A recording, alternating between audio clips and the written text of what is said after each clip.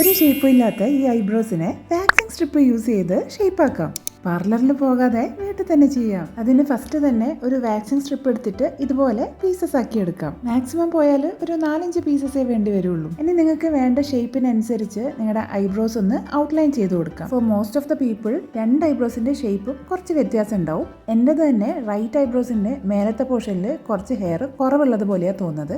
പക്ഷേ കുഴപ്പമില്ല, നമ്മൾ ഐബ്രോസ് ഫില്ല് ചെയ്യുന്ന ടൈമിൽ അതൊന്ന് റെഡിയാക്കി എടുത്താൽ മതി. അപ്പോൾ ഹെയർ ഇല്ലാത്ത റൈറ്റ് ഐബ്രോസിന്റെ പോർഷൻ ഞാൻ ലാസ്റ്റ് ഫില്ല് ചെയ്ത് എടുത്തോളൂ. ഇനി വാക്സിംഗ് സ്ട്രിപ്പ് ഇതുപോലെ പറിച്ചെടുത്തിട്ട് നമുക്ക് യൂസ് ചെയ്യാം. തുറന്നു വെച്ച ഈ സ്ട്രിപ്സ് ഫ്ലോറിലൊന്നും പറ്റി പിടിക്കാതെ സൂക്ഷിച്ചോ, കാരണം മെസ്സി ആവാൻ ചാൻസ് ഉണ്ട്. ഈ സ്ട്രിപ്പ് നമ്മുടെ ഔട്ട്ലൈൻ്റെ തൊട്ട് മേലെ തന്നെ വെച്ച് കൊടുക്കുക. എന്നിട്ട് കൈകൊണ്ട് നല്ലോണം റബ്ബ് ചെയ്ത് കൊടുക്കുക. മേ ബി ഒരു 10 to 15 ടൈംസ് വരെ റബ്ബ് ചെയ്തു. അപ്പോൾ ഒന്ന് വാമപ്പ് ആയിട്ട് നല്ലോണം ഹെയറിൽ അത് പറ്റി പിടിച്ചോളൂ. റബ്ബ് ചെയ്യുമ്പോൾ ഹെയർ ഗ്രോത്ത് ഉള്ള ഡയറക്ഷനിലേക്കാണ് ചെയ്യേണ്ടത്. എന്നിട്ട് പറിക്കുമ്പോൾ എഗൻസ്റ്റ് ദ ഹെയർ ഗ്രോത്ത് പറിച്ചാൽ മതി. ദാറ്റ് മീൻസ് ഹെയർ ഗ്രോത്തിന്റെ ഓപ്പോസിറ്റ് ഡയറക്ഷനിലോട്ട് പറിച്ചാൽ മതി. ഒരു സ്ട്രിപ്പ് തന്നെ നിങ്ങൾക്ക് മേ ബി 2 ടൈംസ് ഒക്കെ യൂസ് ചെയ്യാം. അതിനുശേഷം മാത്രം പുതിയ എടുത്താൽ മതി. ഈ ആർച്ച് വരുന്ന പോർഷൻ ഉണ്ടല്ലോ, അവിടെ വാക്സിംഗ് സ്ട്രിപ്പ് വെക്കുമ്പോൾ ഒന്ന് നല്ലോണം സൂക്ഷിച്ചാൽ മതി. പക്ഷേ എൻ്റെ വാച്ചിലൊക്കെ പറ്റി പിടിച്ചിട്ടുണ്ട്. ഇതാ ഞാൻ ആദ്യം പറഞ്ഞ ഒന്ന് ശ്രദ്ധിച്ചേക്കണേന്ന്. ഒറ്റയടിക്ക് തന്നെ എല്ലാ ഹെയറും പോന്നോളും. ഇനിയിപ്പം 1-2 എണ്ണം ബാക്കി നിൽക്കുന്നുണ്ടെങ്കിൽ തന്നെ ലാസ്റ്റ് നമുക്ക് ലക്കർ യൂസ് ചെയ്ത് പ്ലക്ക് ചെയ്തെടുക്കാം. പാർലറിൽ പോകുമ്പോഴുള്ള പ്രശ്നം എന്താണെന്ന് വെച്ച് കഴിഞ്ഞാൽ അവർ മാക്സിമം തിന്നാക്കാൻ ചാൻസ് ഉണ്ട്.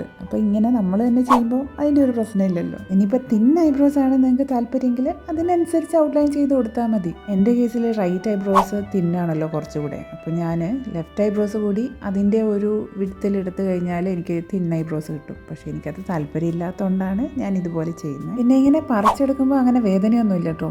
ത്രെഡ് ചെയ്യുന്ന വേദന പോലും ഇല്ല. പിന്നെ ഈ ഒരു താഴത്തെ മിഡിൽ പോർഷനിൽ ഇതുപോലെ തന്നെ ഹൊറിസോണ്ടൽ ആയിട്ട് ഒന്ന് വെച്ച് കൊടുത്ത് അവിടെയും ഒന്ന് ചെയ്ത് കൊടുക്കാം. പിന്നെ 2 ഐബ്രോസിൻ്റെ ആ സെൻറ്റർ പോർഷൻ ഉണ്ടല്ലോ, അവിടെയും നിങ്ങൾക്ക് ചെയ്യാം ഒരു വെർട്ടിക്കൽ സ്ട്രിപ്പ് വെച്ചിട്ട്. പക്ഷേ എനിക്ക് അവിടെ കുറച്ച് ഹെയർ ഉള്ളതാണ് ഇഷ്ടം. അപ്പോൾ ഈ പരിപാടികളൊക്കെ കഴിഞ്ഞ് ഒന്ന് വാഷ് ചെയ്തെടുക്കാം.